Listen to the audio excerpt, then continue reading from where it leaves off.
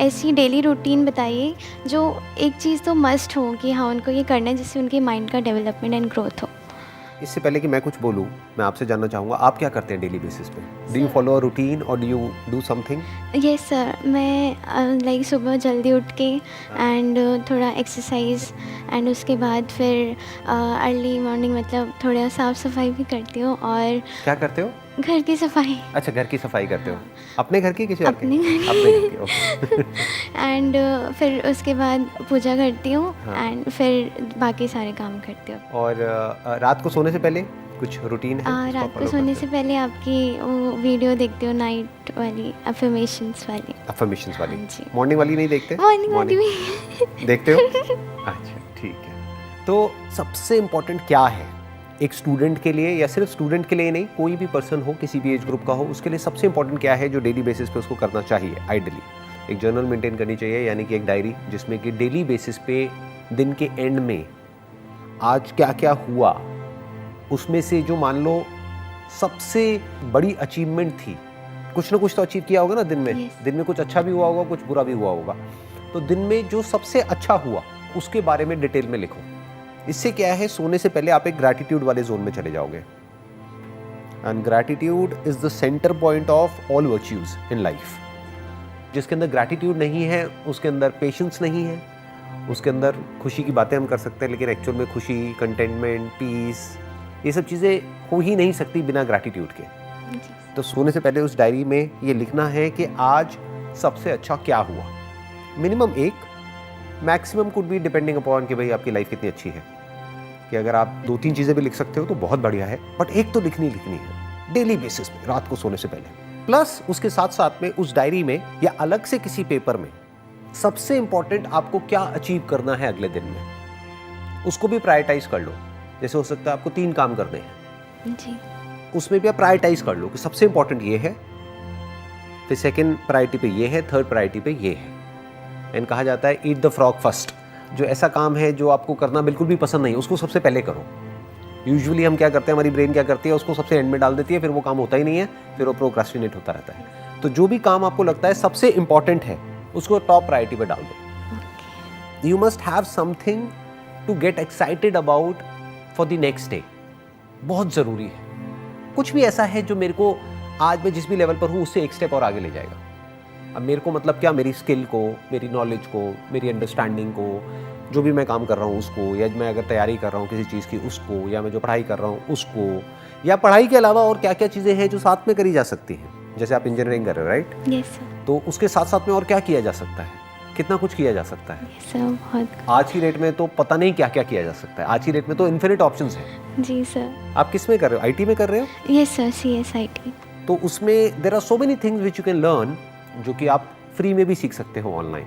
बहुत सारे ऐसी वेबसाइट्स हैं जहाँ पर क्रैश कोर्सेज अवेलेबल हैं, तो अपनी स्किल को आप डेवलप कर सकते हो। वहाँ पे आपको सर्टिफिकेट भी मिल सकता है। मतलब यहीं बैठे बैठे, दिल्ली में बैठे बैठे ऑनलाइन आज की डेट में हार्वर्ड से, स्टैनफोर्ड से, ऑक्सफोर्ड से, पता नहीं जो भी वर्ल्ड की जो बेस्ट यूनिवर्सिटीज़ हैं वहाँ से सीख सकते हो। अब ये सब क्या है, ये इंपॉर्टेंट तो है लेकिन अर्जेंट नहीं है। अर्जेंट क्या है कि मेरे 2 दिन बाद एग्जाम आने वाले हैं। जो वर्ड मैं यूज़ करता हूँ ना, खच्चर, ये आपने सुना होगा। हाँ जी सर। यस सर, सुना है। यस ये कुछ आइडिया है मैं किन लोगों के लिए यूज़ करता हूँ ये जो वर्ड है? Yes sir. किसके लिए करता हूँ? सर जो लाइक भागे जा रही है अपनी लाइफ में और मतलब अभी ये करना है, जो एक भेड़ चाल की तरह चले जा रहे हैं। और भेड़ चाल का मतलब क्या है कि जो अर्जेंट है सिर्फ उनका ध्यान वहीं तक होता है, जो इम्पोर्टेंट है वो कभी करते ही नहीं है, वो कभी ऐसा काम करते ही नहीं है। दोनों में फ़र्क देख पा रहे हो, अर्जेंट में और इम्पोर्टेंट में? अर्जेंट मतलब क्या, I have to do this, अब तो डेडलाइन आ गई, अब तो करना ही पड़ेगा, एग्जाम आ गया, अब तो करना ही पड़ेगा, नहीं तो फेल हो जाऊंगा, 1 साल पीछे रह जाऊंगा। घर में पैसा नहीं है तो नौकरी तो करनी ही पड़ेगी। तो इट्स ऑल अबाउट पड़ेगा, ये तो करना ही पड़ेगा। बट इंपॉर्टेंट मतलब क्या है, I want to do this. So there is a difference between I have to and I want to. Yes sir. So your mind must always be कि किस तरह से मैं इस आई हैव टू से निकल करके आई वॉन्ट टू वाली कैटेगरी में घुसूं। धीरे धीरे, एकदम से नहीं होगा, ओवरनाइट नहीं होगा। क्योंकि मान लो अगर आपका फाइनेंशियल बैकग्राउंड बहुत अच्छा नहीं है, एक मिडिल क्लास फैमिली बैकग्राउंड से आप बिलोंग करते हो, तो धीरे धीरे आपको अपनी लाइफ को इस तरीके से डिजाइन करना है कि ये हैव टू से हट करके आपको वांट टू में आना है कि I really want to do this. इसलिए नहीं कि कल मुझे ऑफिस जाना पड़ेगा, मंडे आ गया है तो सुबह उठना पड़ेगा, ऐसा नहीं होना चाहिए। इसका साइन क्या है कि आप सही ट्रैक पे जा रहे हो जब आप संडे के दिन भी एक्साइटेड हो जो भी कुछ मंडे को होने वाला है उसके लिए। आप एक्चुअल में अंदर से ये फील करते हो कि मंडे मेरी वीक का बेस्ट डे है, तो आप कह सकते हो कि yes you have done something interesting in life. अब इन खच्चरों की रेस से आप बाहर आ गए हो, नहीं तो ये तो रेस चलती ही रहती है मरते दम तक। यहाँ से कभी बंदा बाहर निकल ही नहीं पाता है। उसकी वजह क्या है, उसकी जड़ क्या है? वो कभी भी वो काम करते ही नहीं है जो करना चाहिए, जो करना इंपॉर्टेंट है। वो सिर्फ वही काम करते रहते हैं पूरी लाइफ जो उनको करना पड़ेगा। तो वो करो जो इंपॉर्टेंट है, दैट इज रियल ग्रोथ। इसीलिए मैंने क्या कहा, वो जो जर्नल है या वो जो डायरी है या जो भी पेपर पे आप लिख रहे हो, उसमें टॉप पे वो लिखो जो सबसे इंपॉर्टेंट है। May not be urgent but सबसे इंपॉर्टेंट है। तो डेली बेसिस पे something that you are grateful for, उससे क्या है, नींद अच्छी आएगी। नींद अच्छी आएगी तो सुबह अगले दिन आप एनर्जी के साथ उठोगे। और सुबह उठते ही you must have either your own affirmations, या फिर जो मेरी एक अफर्मेशन वाली वीडियो है या ऐसी और अफर्मेशन वीडियोस हैं, उनको आप सुन सकते हो, जो भी आपको अच्छी लग रही है उनको। हो सकता है मेरी वीडियो इतनी अच्छी ना लगे तो जो अच्छी लगे उसको सुन लो। नहीं सर, अच्छी है। अच्छी है बहुत। चलो शुक्र है, किसी को तो पसंद आई। Yes sir. आजकल स्टूडेंट्स मोस्टली ऐसे हैं जो नाइट आउल कह सकते हैं हम उनको, जो रात को लाइक अपना काम करते हैं एंड फिर अर्ली मॉर्निंग वो सो जाते हैं। तो सर क्या आपके अकॉर्डिंग ये रूटीन ठीक है? क्योंकि फिर उनके दिन की शुरुआत तो फिर आफ्टरनून में ही होती है। इसका कोई हार्ड एंड फास्ट रूल नहीं है। जैसे जानवरों में भी दो तरह के होते हैं ना, जी। कुछ है जो रात को जागते हैं दिन में सोते हैं, कुछ है जो दिन में जागते हैं रात को सोते हैं। ऐसे ही इंसानों में भी बेसिकली हर एक का बॉडी कंपोजिशन अलग अलग होता है। तो कुछ लोग हैं जो रात को ज़्यादा अच्छे से अपना काम कर सकते हैं। मान लो पढ़ाई करने का काम है तो उनका ध्यान पढ़ाई में ज़्यादा अच्छे से लग जाता है, ज़्यादा आसानी से लग जाता है रात के वक्त। या फिर कोई है जो क्रिएटिव फील्ड से है तो उसको रात को आइडियाज़ आने लग जाते हैं। जैसे मुझे पता नहीं क्या है कि मुझे सुबह 6 बजे का टाइम है मेरा, एक 5-6 बजे का, रोज़ नहीं लेकिन कभी कभी हफ्ते में 1-2 बार ऐसा होता है कि अपने आप ही 5-6 बजे नींद खुल जाती है और कुछ आइडियाज़ आ जाते हैं। तो मेरे लिए जो बेस्ट टाइम है that is around 5 AM to 6 AM। तो हर एक के लिए वो अलग अलग होता है। लेकिन ये मैं बात कर रहा हूँ आज की डेट में। आज से कुछ साल पीछे चला जाऊँ, मे बी 15 साल पीछे, तो मेरे लिए जो बेस्ट टाइम होता था आइडियाज़ जनरेट करने का, that was at night, maybe at 1 AM 2 AM। तो ऐसा कुछ नहीं है कि जैसे लोग बोलते हैं ना कि भाई ऐसा ही होना चाहिए, वो बकवास है। क्योंकि हर एक की बॉडी अलग अलग है और वो भी टाइम के साथ साथ चेंज होती है, एज के साथ साथ चेंज होती है। तो आज की डेट में आपको समझना पड़ेगा कि आपकी जो बॉडी है वो किस टाइम पे एक ऑप्टिमम लेवल पे होती है वो काम करने के लिए जो आप करना चाहते हो। तो किसी को ब्लाइंडली फॉलो नहीं करना है कि कोई है जो आकर के बोलता है कि भाई सुबह 4 बजे उठ जाओ, तो ये नहीं है कि 4 बजे उठ जाओ। हो सकता है उठने के बाद में आपको नींद आ रही है, आलसी हुए पड़े हो और इधर उधर गिर रहे हो, पढ़ रहे हो, व्हाटएवर, क्या फ़ायदा उसका? उठ के करोगे क्या? That must be the question. Yes sir. You need to understand your body and work accordingly. अपने पूरे दिन को उस तरीके से प्लान करना। सर नेक्स्ट क्वेश्चन ये है कि लाइक हम आजकल बहुत ज़्यादा जंक फूड का इंटेक करने लगते हैं एंड हमें पता होता है कि हम रिफ़ाइंड फूड खा रहे हैं और सब कुछ कर रहे हैं। इवन फैमिली में भी रिफ़ाइंड शुगर का यूज़ किया जाता है, लाइक चाय वगैरह में। सो सर इस चीज़ को और अगर खा लो ना तो फिर उसके बाद रिग्रेट होने लगता है कि हाँ आज ये खा लिया। तो सर क्या वो फीलिंग ठीक है या नहीं? रिग्रेट तो होना ही चाहिए, क्योंकि अगर आपको पता है कि रिफाइंड शुगर नहीं खानी चाहिए, क्योंकि उसको बोलते हैं सिंपल कार्ब्स, वो एकदम से हमारी इंसुलिन को स्पाइक करती है और फिर एकदम से गिरा देती है। तो एनर्जी एकदम से बढ़ती है, एकदम से गिर जाती है। फिर जब गिर जाती है फिर वापस से हमको शुगर चाहिए। हाँ। तो एक लूप बन जाता है। That is not good for your body, that is not good for your mind. तो अगर आपको ये बात पता है फिर भी आप गलत काम कर रहे हो और आपके अंदर रिग्रेट आ रहा है, तो रिग्रेट अच्छा है ना। बिल्कुल ऐसा है, कोई फॉर एग्जाम्पल ड्रग्स ले रहा है और उसके अंदर रिग्रेट आ रहा है, यार मैंने ड्रग्स क्यों ली, तो वो रिग्रेट आना चाहिए। जिसके अंदर नहीं आएगा वो तो रोज शुरू हो जाएगा। ऐसा होता है कि मतलब जैसे अभी मैं बहुत कम इंटेक करती हूँ, जैसे कभी कहीं बाहर जाना हो तब, बट जब कभी कभी भी करो ना तब भी फिर वो रिग्रेट आने लगता है बाहर कि आज खा लिया हो। मैं आपको आइडिया देता हूँ। फॉर एग्जाम्पल आपकी वीकनेस है शुगर, तो अब आप क्या करोगे, इसको जोड़ दो किसी ऐसे काम के साथ जो आपको करना पसंद नहीं है लेकिन इंपॉर्टेंट है।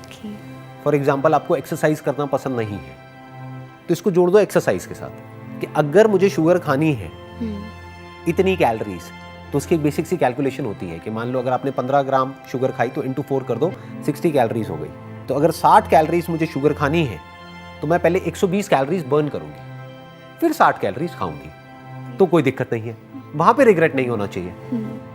आपने क्या किया, इसको जोड़ दिया किसी ऐसे काम के साथ में, इस रिवॉर्ड को जोड़ दिया किसी ऐसे काम के साथ में जो करना चाहिए लेकिन आप करते नहीं हो। तो इस तरह से अपनी लाइफ को मैनेज कर सकते हो। सर एक और पूछ लूँ? अभी भी रह गया है? कौन सा क्वेश्चन है बताइए। सर ऐसा होता है कि लाइक जैसे जैसे हम टाइम के साथ साथ बड़े होते जाते हैं तो बिहेवियर चेंजेस बहुत सारे आते हैं। तो अगर हमें फिर खुद भी डर लगने लग जाता है कि अगर हमें लाइक जैसे मैं अपना ही एग्जांपल लूँ तो मुझे गुस्सा नहीं आता था पहले, बट अब धीरे धीरे थोड़ा सा आने लगा। सो मुझे डर लगता है कि मैं किसी को हर्ट ना कर दूँ इसकी वजह से। सो उस चीज़ का इमोशनल बैलेंस कैसे रखें? आपकी आवाज़ से तो नहीं लग रहा कि आपको सर गुस्सा आता है। मतलब ऐसे नहीं आता। जब आप गुस्सा करते हो तो सामने वाले हंसते हैं या सीरियसली उनको बुरा लगता है? गुस्से में मुझे रोना आ जाता है। अच्छा, तो आपका गुस्सा थोड़ा अलग टाइप का है। आई एम सॉरी, मुझे हंसी आ रही है। आप गुस्सा करोगे कैसे, पहले मेरे को करके दिखाओ एक बार। आप कैसे करोगे गुस्सा? सर अभी नहीं आएगा। जैसे मान लो किसी ने आपसे कुछ उल्टा बोल दिया, आप यहाँ से जा रहे हो, अपने घर जा रहे हो और किसी ने कुछ बोल दिया आपको, आप कैसे गुस्सा करोगे? सर अगर मैं उसको नहीं जानती तो मैं इग्नोर कर दूंगी। आप इग्नोर कर दोगे? बट हाँ, अगर अब्यूसिव हो रहा है कोई तो मैं बोलूँगी कि कैसे बोलोगे? उनको बोलूँगी कि प्लीज़ आप ऐसे मत बोलिए। ये आप गुस्सा कर रहे हो? सर और अगर जैसे अभी मेरी लाइक प्लीज़ आप ऐसे मत बोलिए, ऐसे मत बोलिए, उसके बाद भी अगर वो बोलता है या बोलती है व्हाटएवर, तो सर थोड़ा अगर चिल्लाना हुआ तो चिल्ला दूँगी। कैसे कैसे सर मैं बोल दूँगी कि मैं आपसे आराम से बात करी तो आप भी आराम से बात कीजिए। अब थोड़ा थोड़ा गुस्सा मुझे नजर आ रहा है। अब थोड़ा नजर आया, ठीक है। तो है इसका मतलब आपके अंदर गुस्सा है। सो कुछ भी बुरा नहीं होता है लाइफ में, ये समझना ज़रूरी है। जैसे लोग होते हैं ना, वो बोलते हैं मेरे को पॉजिटिव थॉट्स आने चाहिए, नेगेटिव नहीं आने चाहिए। ये बेवकूफ़ी की निशानी है। पॉजिटिव और नेगेटिव क्या होता है, ये तो हम ही ठप्पा लगा रहे हैं ना, हम लेबल लगा रहे हैं, ये पॉजिटिव है ये नेगेटिव है। आपके ऊपर है आप उसको क्या मीनिंग दे रहे हैं। क्या है आपका पास्ट, कुछ एक्सपीरियंसेस हैं जो आपके साथ में हुए हैं, वो एक्सपीरियंसेस अपने आप में ना अच्छे होते हैं ना बुरे होते हैं, उसको आप मीनिंग दे देते हैं अपने माइंड में। उस मीनिंग के बेस पे आपकी आइडेंटिटी बनती है, उस आइडेंटिटी के अकॉर्डिंग थॉट्स और फीलिंग्स और इमोशंस जनरेट होते हैं। फॉर एग्जाम्पल, इस तरह के नेगेटिव इमोशंस आ रहे हैं, नेगेटिव फीलिंग्स आ रही हैं तो नहीं आनी चाहिए। उन सब की अपनी एक जगह है। Those are like signpost. Signpost का मतलब समझते हैं आप? साइन पोस्ट समझते हैं क्या होता है? नहीं। जैसे रोड पे जाते हैं तो एक साइन पोस्ट नहीं आता है यस कि ये जगह अब इतने किलोमीटर दूर है यहाँ से। For example, you are feeling sad, you are feeling depressed, तो वो बुरा नहीं है। That is like a signpost कि आप कहीं कुछ गलत कर रहे हैं, समझ जाओ, नहीं तो वो चीज़ बढ़ने लग जाएगी। फॉर एग्जाम्पल, आपका मूड बेवजह ही बहुत खराब रहने लग गया है, तो वो बुरा नहीं है। लोग क्या करते हैं, उसको इग्नोर करते हैं, डिनायल मोड में चले जाते हैं। लोग ऐसे शो करते हैं नहीं कुछ हुआ ही नहीं है। देखना, ध्यान से समझना, दोनों में फ़र्क समझना। एक है डिनायल मोड कि आप उसको पुश करने की कोशिश कर रहे हैं, आप उसको ऐसे शो कर रहे हैं अपने आप को औरों के सामने कि नहीं मेरी लाइफ में तो कोई प्रॉब्लम है ही नहीं, बाहर से हंस रहे हैं लेकिन अंदर से परेशान है। ये हो गया डिनायल मोड कि आपकी लाइफ में कोई प्रॉब्लम है, बट उस प्रॉब्लम को सॉल्व करने की बजाय, उस प्रॉब्लम को फेस करने की बजाय आप एक डिनायल मोड में हो। आप अपने आप से झूठ बोल रहे हो, आप अपने आप को कह रहे हो नहीं नहीं मेरी लाइफ में कोई प्रॉब्लम नहीं है, जबकि एक्चुअल में है। तो आप उस प्रॉब्लम से भाग रहे हो। दूसरे तरह के लोग कौन होते हैं, जो उस प्रॉब्लम के अंदर ही इंडल्ज हो जाते हैं कि मेरी लाइफ में ये है वो है वो है वो है वो है। दोनों में कोई फर्क नहीं है, दोनों ही जाकर के उस प्रॉब्लम में फंस जाते हैं। मैं क्या कह रहा हूं, ध्यान से समझना। अगर कोई भी उल्टे थॉट्स आ रहे हैं जो रेपिटेटिव है, कभी कभी आया गया कोई फर्क नहीं पड़ता, बट जो रेपिटेटिव है, एक तरह का एक पैटर्न बन रहा है, एक तरह की एक साइकिल बन रही है, and you are not feeling good about those thoughts and feelings and emotions, तो इमीडिएटली देखो कि वो किस तरफ इशारा कर रहे हैं। That is basically an outcome of something that you are doing. उसका अपने आप में कोई मतलब नहीं है। फॉर एग्जाम्पल, आप बैठ करके पूरे दिन कोई न्यूज़ चैनल देखते रहो, जहाँ पर उल्टी सीधी कोई भी न्यूज़ आ रही है, तो आपको अपने आप ही बुरा फील होने लग जाएगा। तो अब आपको ये नहीं करना कि मेरे को बुरा फील ना हो या मुझे बुरा फील नहीं हो रहा है। आप न्यूज़ चैनल देखे जा रहे हो, आपको बुरा फील हो रहा है, लेकिन पूरी दुनिया के सामने आप कैसे रिएक्ट कर रहे हो कि मैं बहुत खुश हूँ। खुश कैसे हो सकते हो? आपको डर लग रहा है, लेकिन बाहर से आप क्या शो कर रहे हो? नहीं, मुझे डर नहीं लग रहा है। आप एंशियस हो अंदर से, लेकिन बाहर से क्या दिखा रहे हो? नहीं, मेरे को कोई एंजाइटी नहीं है। ये हो गया डिनायल मोड। या फिर क्या है, जो न्यूज़ चैनल वाले आपको डरा रहे हैं चीख चीख करके, आप और डरते चले जा रहे हो और ये कह रहे हो कि मेरे को क्या हो रहा है, मैं इतना डर क्यों रही हूँ, ये वो। उस वक्त करना क्या है? Look at it as a signpost कि मुझे बुरा फील हो रहा है। क्यों हो रहा है? मैं क्या गलत कर रही हूँ? तो इमीडिएटली आपको आंसर मिलेगा, अच्छा ये जो बुरा फील हो रहा है वो इस वजह से हो रहा है क्योंकि मैं कुछ बुरा देख रही हूँ, बुरा सुन रही हूँ, इस वजह से हो रहा है। तो अगर मैं वो बुरा देखना बंद कर दूँ, बुरा सुनना बंद कर दूँ, कुछ अच्छा देखना शुरू कर दूँ, कुछ अच्छा सुनना शुरू कर दूँ, कुछ अच्छा सोचना शुरू कर दूँ, एक डायरी मेंटेन करूँ, उसमें लिखूँ अपने सारे के सारे थॉट्स को। इनफैक्ट ये क्लैरिटी लिख करके ज़्यादा जल्दी आएगी आपको। जब भी कभी कुछ बुरा लग रहा है ना, लिखने लग जाओ, थोड़ी देर में अपने आप ही आपको अंदर से जवाब मिल जाएगा। अच्छा, इस वजह से ऐसा हो रहा है, ये मैंने पास्ट में हुआ था, उसको गलत मीनिंग दे दिया है, उसको मैं ये भी तो मीनिंग दे सकती हूँ। तो मीनिंग चेंज करते ही एकदम से सब कुछ चेंज हो जाता है। थॉट्स, फीलिंग्स, इमोशंस ऐसे ही बदल जाते हैं एक सेकेंड में। You got the difference? आपको क्लियर हुआ? Yes sir. सर अब जैसे मुझे गुस्से में ना रोना आ जाता है, तो सब मुझे ऐसा कहते हैं कि ये वीकनेस है, तुम मतलब वीक क्यों हो रहे हो। तो रोना क्या वीकनेस में आ जाता है? नहीं, रोना तो बहुत अच्छा होता है, क्योंकि जिसको रोना आता है वो बड़ी जल्दी हल्का हो जाता है या हो जाती है। एग्जैक्टली। तो वो तो बहुत अच्छा है। हाँ, पूरे दिन आप रोते रहो तो बात अलग है। कभी कभी रोते होगे आई थिंक। सर यस, मतलब जैसे एवरेज क्या है हफ्ते में? नहीं 15-20 बार महीने में महीने में कभी कभी जैसे अगर कुछ थिंग्स वर्कआउट नहीं कर रही होती महीने में तो एक आध बार। हाँ, तो ठीक है, चलता है ना। आप अगर गुस्से में रो देते हो तो वो अच्छा है, क्योंकि रोना मतलब क्या, जो भी आपकी फीलिंग्स है, आपके इमोशंस है, वो रो करके बाहर निकल रहे हैं ना, बजाय कि किसी को मारने पीटने के। Yes sir. कुछ लोग हैं वो गुस्से में चीज़ें उठा करके फेंकने लग जाते हैं, मारते हैं, पीटते हैं, चीखते हैं, चिल्लाते हैं। उससे फार बेटर है रोना। रोना बुरा नहीं है, बहुत अच्छा है, बहुत हेल्दी है। देयर इज़ अ रीज़न जिसकी वजह से बच्चे बहुत रोते हैं। तो ये नेचर की इंटेलिजेंस है जो हम सबके अंदर फीडेड है, ताकि हम किसी भी चीज़ को होल्ड करके ना रखें। कोई इमोशन है, फीलिंग है, वो आया फटाफट से निकल गया। ये तो बहुत अच्छी क्वालिटी है। इसके ऊपर तो मैं किसी अलग दिन एक पूरा का पूरा सेशन आपके साथ में करूँगा, एक पॉडकास्ट करूँगा, ये समझने के लिए कि इसके पीछे की साइंस क्या है, कि जब भी गुस्सा आए रोने कैसे लग जाओ। तो ये तो बहुत बड़ी साइंस है। मतलब अगर ऐसा आ जाए तो सोचो कितना मज़ा आए हर घर में। पति पत्नी की लड़ाई हो रही है, एकदम से पति रोने लग गया है,